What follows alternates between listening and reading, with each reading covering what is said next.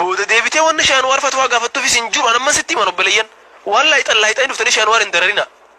wallahi xallaayixanii dhuftanii nuti darasaallee gartee haatiyaan nun godhina gaafiif deebiidhaan nun rakkisina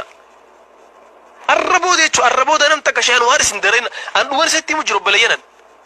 birri hamma narraa nyaate birri hammas narraa nyaate abbaan manaa birri hammas namarraa nyaatu obboleeyyan dhugoo walitti himna nuti abbaan manaa kara haqaa fi naamusaatiin walitti dhufan akkasi birri namarraa nyaatu akkasitti hallayyaa naman naqu warruma isin moogzitii gootanii gartee nafa hixayyoo taate malee lafa keessiftanii nafa hixanii guyyaa ijaazaan dhufte isa bira buutanii akka barbaaddan waliin taatanii dalaga deebi'attan baatee 45 dalaydan waan baatee 5 dalaydan fiddanii sitti as rakkabdan akkam isin haa godhu namni kun lakki isin kabajeeti matarra isin kaayyatee nama guddaa tokkotti isin beekare kanaaf ifii saphlattanii nullee saplisina jecha ifii saphlattanii dubbii gadi galoo keessa himtanii gadi galoo leen haasoyisina nuti obboleeyyan dubbii gadi galoo haasa'ullee hin barbaannu jecha narra dubbadde dira tokko dubbachuu leen barbaadu ansira walaakin ammoo ahwaalli obboleeyyan keenyaa warri gaafii nama gaafatu meenuma jarraba obboleeyyan meenuma jarraba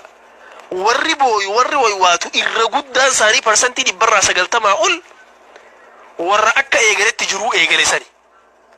warri khara rabbiin je'een khara naamusaatiin khara tartiiba qabuun tartiibaan taa'ee abbaa manaas naamusaan eeggate naamusaan itti heerume naamusaan jiru isaa jiraachuu jiru suuduma tana keessa naamusaan ilmaan horeen naamusaan jiraachaa jira biyyuma tana keessa saboo saahibbanni qabnaa bar nuti jechuun wal sobuun feessu obboleeyyan ifiif bakka hin taane bakka isinirraan fakkaanne olii gad deddeemtanii waan hin taane wantan jiinaa jecha ammaas namni gariin maal jaan beeytanii jaldeessi dhallaa ifiin arku kan biraa laaleetiti itti hoflaa jaan dhallaa gartee kan jaldeessa biraa gama tahaa kanan gama duubaa kanaan wayii rifeensa qabaaree jirri haqaamni guutuun buukiidhaa jecha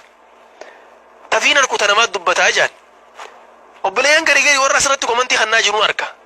warra osoo halaal waliin tahin abbaa manaa khiyajaa'ee nama poostu godhaa jiran feesbuuk irratti